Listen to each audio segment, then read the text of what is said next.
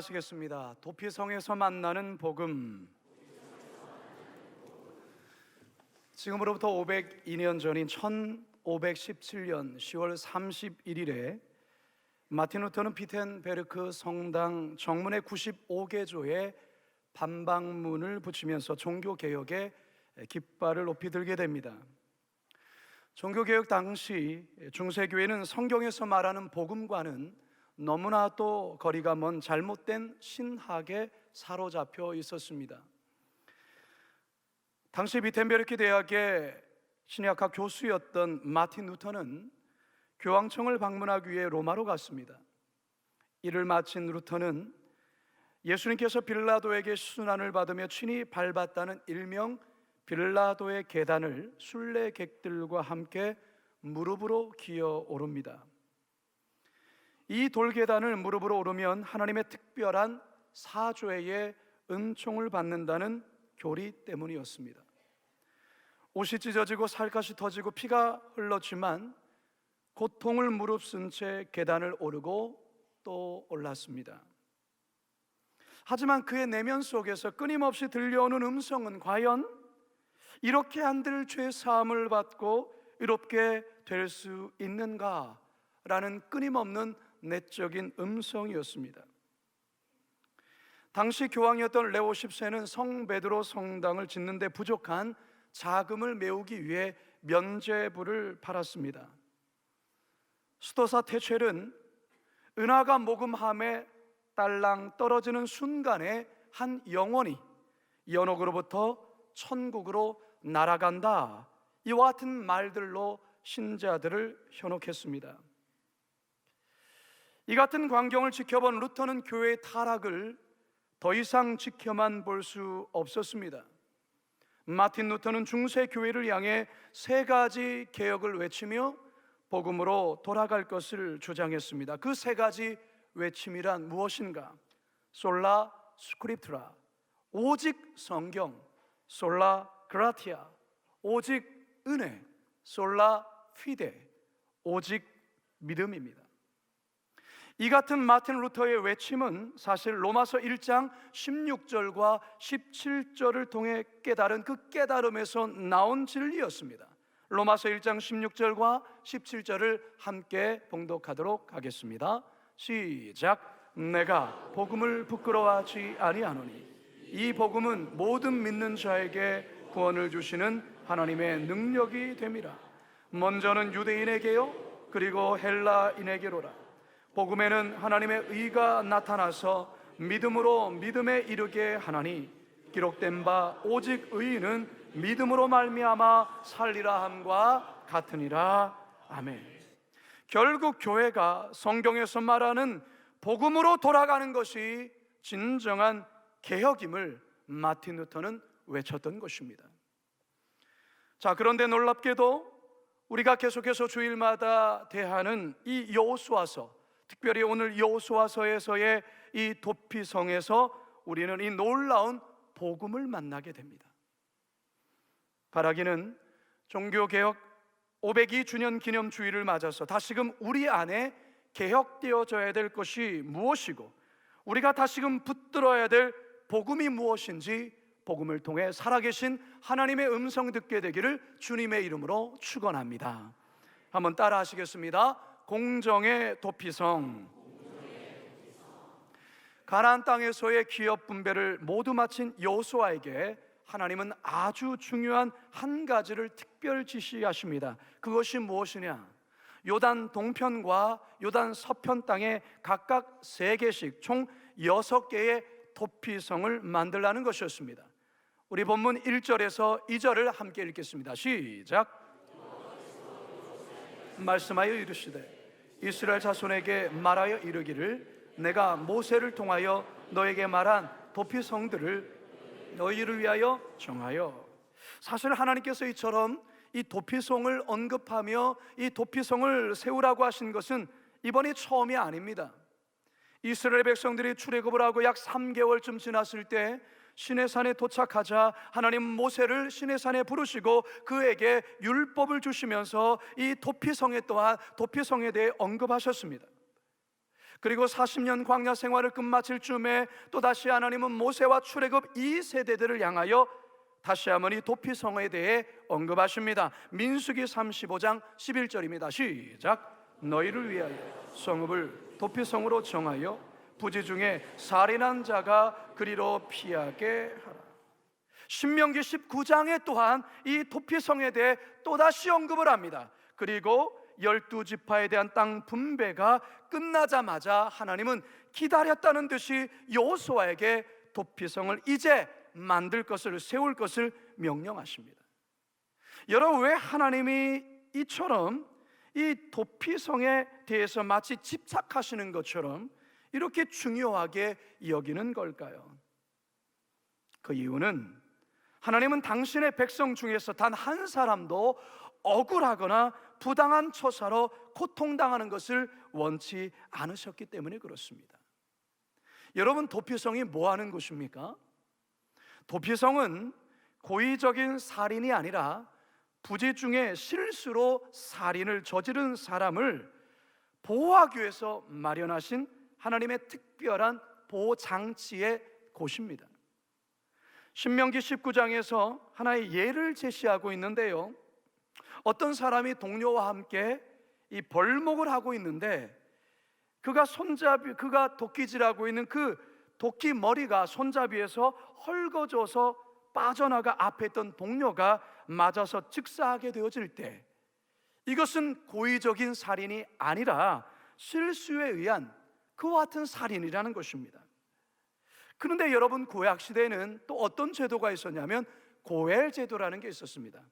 이 고엘제도 가운데에 한 가지 어떤 내용을 포함하고 있냐면 자신의 가까운 친척 중에 또한 식구 가운데에 누군가로부터 살해를 당하게 되면 그 살인자를 합법적으로 보복할 수 있도록 하는 것이 바로 이 고엘제도 속에 포함이 되어 있었습니다. 따라서 살인을 저질렀다라는 것 때문에 이 가까운 친척이 피해 보복을 할 수 있는데 고의적인 것이 아니라 실수로 살인을 저지른 그 사람에게 또한 피해 보복을 할 수 있다는 사실입니다. 그래서 하나님께서 이 도피성을 마련하여서 그 도피성을 들어온 자들을 일정 기간, 다시 말해서 정당한 재판이 이루어지기까지 보호하도록 이 도피성을 만들라 하신 것입니다. 오늘 본문 3절을 다시 한번 봅니다. 시작. 부지 중에 실수로 사람을 죽인 자를 그리로 도망하게 하라. 이는 너희를 위해 피해 보복자를 피할 곳이니라. 아멘. 성도 여러분, 하나님은 실수로 사람을 죽인 자를 마치 의도를 가지고 고의적으로 사람을 죽인 자와 똑같이 대우하지 않습니다.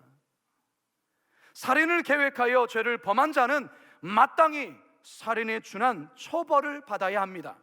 율법에 명시되어 있습니다. 하지만 그렇지 않은 경우, 다시 말해서 실수로 부지 중에 의도하지 않게 살인을 저지른 자에 대해서는 억울하게 처벌을 받아서는 안 된다는 것이었습니다. 여기서 우리는 어떤 하나님을 만날 수 있습니까? 공정하신 하나님을 만날 수 있습니다. 여러분, 지금 이 사회가 공정이라는 단어를 무지 많이 쓰고 있습니다. 공정의 뜻이 무엇입니까? 공정의 뜻은 가장 기본적인 의미는 공평하고 올바름이라는 뜻을 가지고 있어요. 법의 공정함을 우리가 생각해 볼 때에 어떠한 지위나 학벌, 성별이나 재산의 유무, 부모의 영향력과 상관없이 객관적인 진위 여부에 따라 공평하고 올바르게 법의 잣대를 적용하는 것을 우리는 법의 공정함이라 할 수 있겠습니다. 그러나 최근 이 사회에 불거지는 내용들이 어떤 것입니까? 자녀들의 대학 입학이나 취업 등이 부모의 어떤 사회적 지위와 영향력에 따라 공정하게 이루어지지 않는 것 때문에 이 사회에 많은 이들이 화를 내고 있는 것 아니겠습니까? 그런데 여러분, 타락했던 중세교회를 살펴보았을 때 바로 그 중세교회 또한 그래야했습니다. 공정하지 않았습니다. 교황은 성경이 아니라 교회의 전통과 이익이 유무에 따라서 공정하지 않은 잣대를 들이대었어요. 그러면서 그것을 하나님의 뜻이다 그렇게 이야기를 했습니다. 돈이 있으면 살인자도 면제받을 수 있었고 돈이 없으면 선한 자도 살인자가 될 수 있었습니다. 여러분, 도피성은 하나님의 공의가 실현되는 곳입니다. 아무리 도피성으로 도망쳤다 해도 고의적인 살인이라는 것이 판정이 되어지면 그는 살인에 준한 처벌을 받게 되어 있습니다. 하지만 원한과 고의가 아닌 부지중의 실수로 인한 살인자는 고의적인 살인자와 똑같은 처벌을 받아서는 안 되었기에 도피성에서 그의 생명을 보호받게 했던 것입니다. 따라서 도피성은 하나님의 공정함이 실현되는 곳이었습니다. 성도 여러분, 오늘날 한국교회는 어떻습니까? 이 도피성의 원리를 잘 실천하고 있다고 생각되십니까? 중세교회와 같은 공정하지 못한 모습들이 이 땅의 한국교회 가운데서도 여전히 행해지고 있는 것은 아닐까요? 그렇다면 우리 교회는 어떻습니까?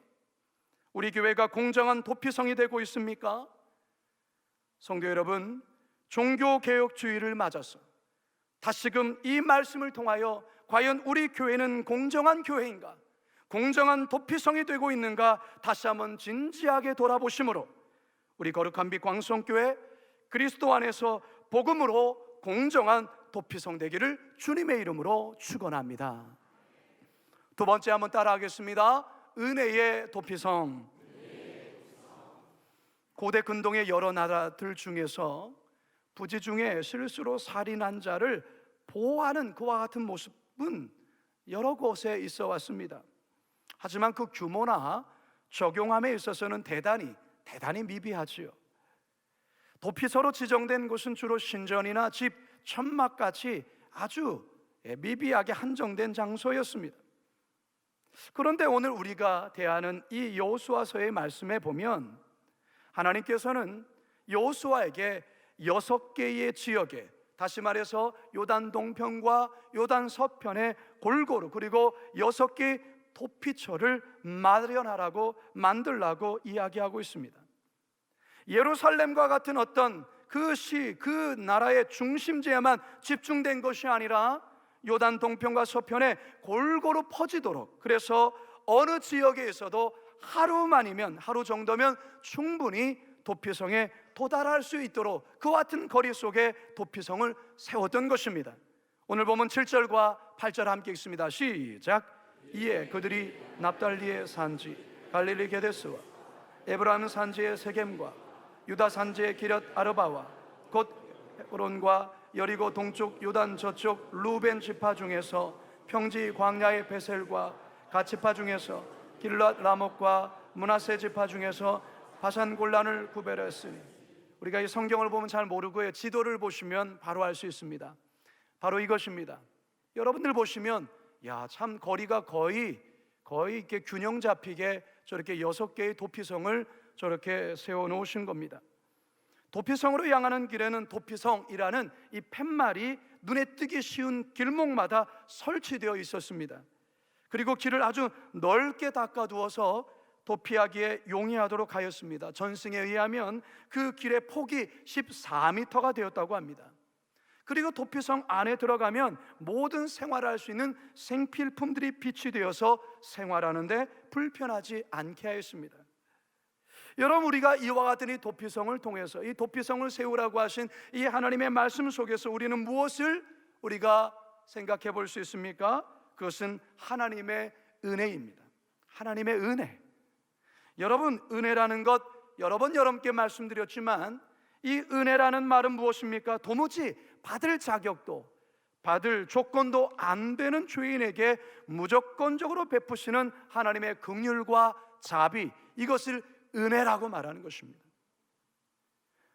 구약과 신약을 통째로 아울러서 묶어주는 주제가 여러 개가 있지만 그 중에서 대표적인 하나를 꼽으라고 한다면 그것은 은혜라는 단어입니다. 여러분, 이 도피성에 바로 이 하나님의 은혜가 녹아 있습니다. 9절 다시 한번 읽어보도록 합니다. 시작. 이는 곧 이스라엘 모든 자손과 그들 중에 거류하는 거류민을 위하여 선정, 누구든지 부지 중에 살인하는 자가 그리로 도망하여 그가 회중 앞에 설 때까지 피해 보복자의 손에 죽지 아니하게 하기 위함이라. 아멘. 이 필립 얀시라는 기독교의 아주 유명한 뛰어난 작가가 있습니다. 이분이 여러 책들을 쓰셨지만 그 가운데에 놀라운 하나님의 은혜라는 책이 있습니다. 여러분도 이 책을 꼭 한번 기회가 주어지면 읽어보시면 참 좋은 책입니다. 이 책의 첫 번째 장, 첫 번째 챕터에 이 필립 얀시가 자신의 한 친구를 소개하는 이야기가 담겨 있습니다. 그 친구는 가난하고 소외된 이들을 위해 사역하는 사람인데요, 어느 날 이 친구에게 어떤 한 사람이 찾아옵니다. 그 사람은 어떤 사람이냐, 자신은 이제 장녀로서의 그렇게 삶을 살아갈 뿐만 아니라 자신의 어린 딸까지도 몸을 팔게 하여서 거기에 수입으로 살아가는 그런 참 어려운 사람이었습니다. 그의 비참한 사연을 들은 이 친구가 그녀에게 이렇게 한번 얘기를 합니다. 혹시 교회에 가서 도움을 받아볼 생각을 하지 못했습니까? 라고 말했을 때 그녀는 난색을 표하며 이렇게 쏘아붙이죠. 교회요? 거기 뭐하러 가요?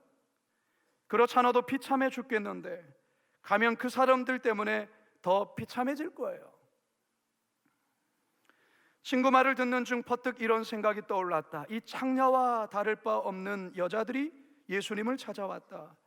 그들은 피에 달아나지 않았다. 자신이 비참할수록 예수님을 피난처로 삼았던 것이다.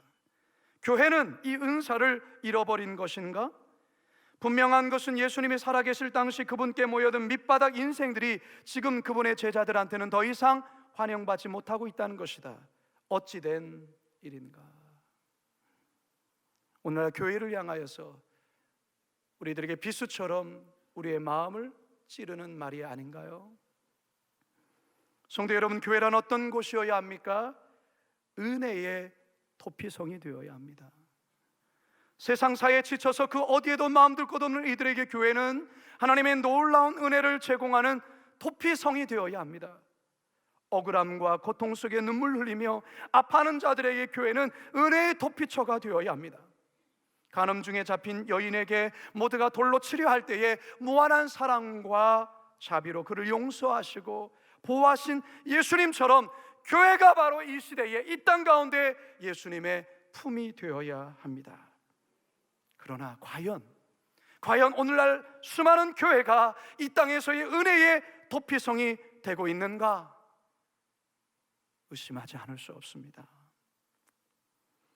이것은 우리 교회에도 해당되는 질문이라 생각됩니다. 제가 오래전에 청년들과 사역을 하면서 종종 불렀던 그때의 복음성가 찬양이 있습니다. 하연이에게라는 찬양인데요, 이 가사가 너무 참 좋아요. 우리가 간직해야 할 소중한 것 있다면 내 삶을 누군가에게 나눠줄 수 있는 것, 약하고 어리석은 나 자신을 본다 해도 그 모습 그대로를 사랑할 수 있으면 비교하기보다는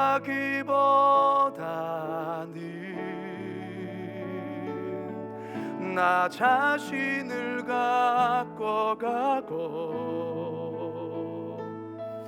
우리를 사랑하신 그분을 믿으며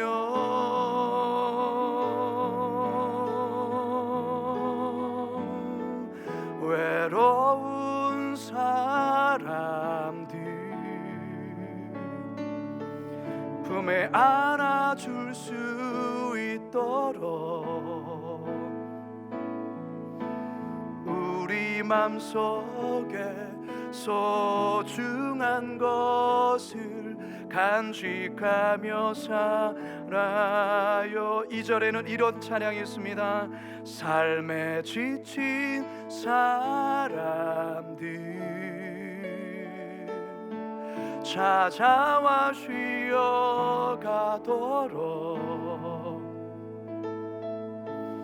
우리 맘속에 누군가의 자리 남겨두며 살아요. 사랑하며 살아요. 삶에 지친 사람들 찾아와 쉬어가도록 우리 마음속에 누군가의 자리 남겨두며 살아요. 성도 여러분, 오늘날 교회가 그리고 우리 성도들이 바로 이와 같은 은혜의 도피성이 되어야 합니다. 누구라도 그곳으로 달려가면 안전하고 참된 쉼과 회복을 누릴 수 있는 곳, 저는 그것이 바로 우리 거룩한 빛 광성교회 되기를, 우리 모든 성도 되기를 주님의 이름으로 축원합니다. 마지막 세 번째 따라합시다. 구원의 도피성. 여러분, 도피성을 세우는 궁극적인 목적은 구원에 있습니다. 피해 복수를 하기 위해 달려드는 상황에서 도피성 안에 들어가면 일단 구원을 받을 수 있었습니다. 다 같이 6절을 함께 읽어봅니다. 시작. 살인자는 회중 앞에 서서 재판을 받기까지 또는 그 당시 대제사장이 죽기까지 그 성읍에 거주하다가 그 후에 그 살인자는 그 성읍 곧 자기가 도망하여 나온 자기 성읍 자기 집으로 돌아갈지니라 하라 하시니. 여러분, 만약에 도피성에서 벗어나 보수자에게 복수를 당하게 되면 그것은 자신의 책임이에요. 그 도피성 안에 거해야 해요. 그런데요, 함께 있던 대제사장이 죽게 되면 비로소 자신의 집으로 돌아갈 수 있었어요. 대제사장의 죽음으로써 살인자의 죄가 사해져서 죄인의 집으로 돌아갈 수 있다는 것, 마치 예수님께서 우리를 대신하여 십자가에 달려 죽으심으로 우리의 죄가 완전히 사함을 받게 되는 것과 깊은 연관이 되어 있다는 것이죠. 즉, 대제사장의 죽음은 죄인에 대한 완전한 속죄라는 측면에서 예수 그리스도의 죽음을 예표하는 것이라 할 수 있어요. 따라서 여러분, 우리는 이 도피성에서 예수 그리스도의 복음, 십자가, 구원의 주님을 만나게 되는 것입니다. 할렐루야.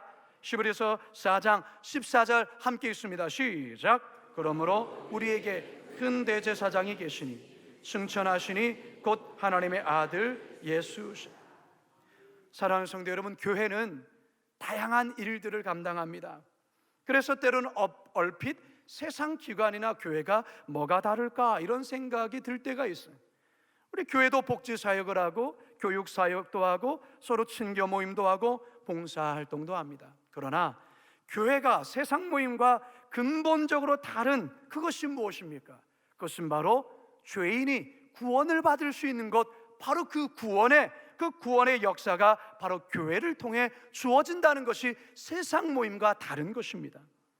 여러분, 구원은 예수 그리스도만이 우리의 구원자 되십니다. 할렐루야.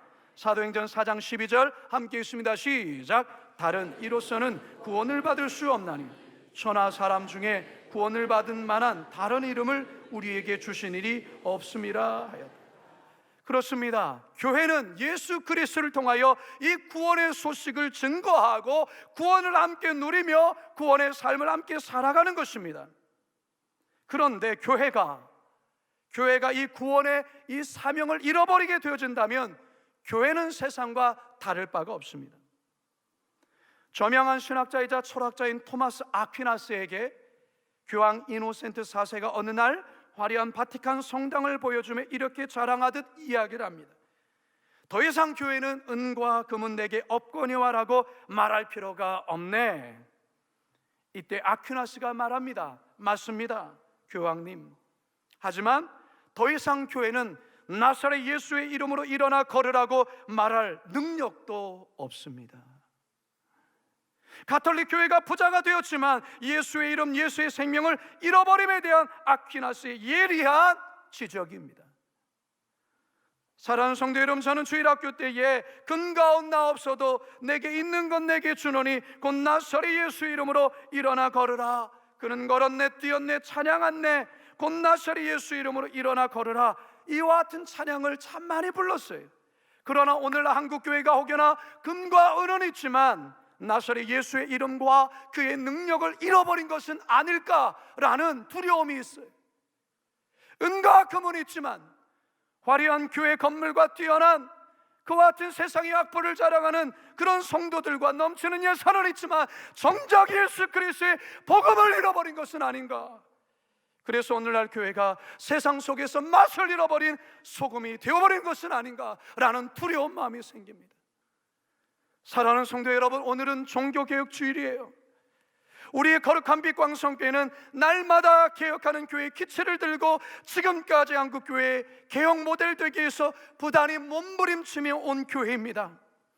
우리 교회가, 우리 거룩한 빛 교회가 앞으로 이 시대 가운데, 이 세상 속에 억울함과 고통 속에 있는 그들에게 공정한 도피성의 역할을 우리 교회가 감당해야 됩니다. 뿐만 아니라 은혜가 없는 세상 속에서 은혜가 무엇인지를 보여주고 체험하게 하는 은혜의 도피성이 되어야 합니다. 뿐만 아니라 우리 교회를 통하여 죽어가는 생명들이 살아나고 구원을 받는 구원의 도피성이 되어야 합니다. 그런데 여기 중요한 것이 있습니다. 그렇게 하라고 바라는 것이 아니라, 그렇게 하라고 지적하는 것이 아니라 여러분 먼저가 자신이 도피성이 되어야 돼요. 오늘 하나님께서 이 도피성을 통하여 우리에게 주신 이 복음의 사역이 먼저 여러분 자신에게 이루어져야 된다는 거예요. 다시 말해서 내가 먼저 개혁해야 된다는 거예요. 내가 먼저. 성도 여러분, 우리 교회가 이 시대 가운데 공정의 도피성으로, 은혜의 도피성으로, 구원의 도피성의 역할을 잘 감당하심으로 날마다 개혁하는 교회의 이름에 걸맞는 우리 교회, 우리 성도님들 다 되시기를 주님의 이름으로 축원합니다. 축원합니다. 축원합니다. 제가 마무리 기도하고 오늘 축도로 오늘 예배를 마치도록 합니다. 사랑의 하나님, 502주기 종교개혁주의를 맞아서 다시금 복음으로 돌아가라는 주님의 음성을 듣습니다. 하나님, 한국교회 많이 부유해졌습니다. 그러나 나사렛 예수의 이름과 그의 능력은 잃어버린 것은 아닌가? 세상 속에서 맛이른 소금이 되어버린 것은 아닌가? 주님 마음에 고통이 임합니다. 우리 거룩한 빛광성교회 날마다 개혁하는 교회의 이름으로 지금까지 개혁 모델 되기 위하여 부단히 애를 써왔습니다. 주여, 우리 거룩한 빛광성교회 성도들 먼저 나 자신부터 개혁되어지기를 부단히 애를 쓰는 성도들 되게 하여 주시고, 우리 거룩한 빛광성교회가 이 지역 가운데에 공정의 도피성, 은혜의 도피성, 구원의 도피성으로서의 날마다 복음의 사명을 잘 감당하는 교회 되게 하여 주옵소서. 감사드리오며 예수님의 이름으로 기도드리옵나이다.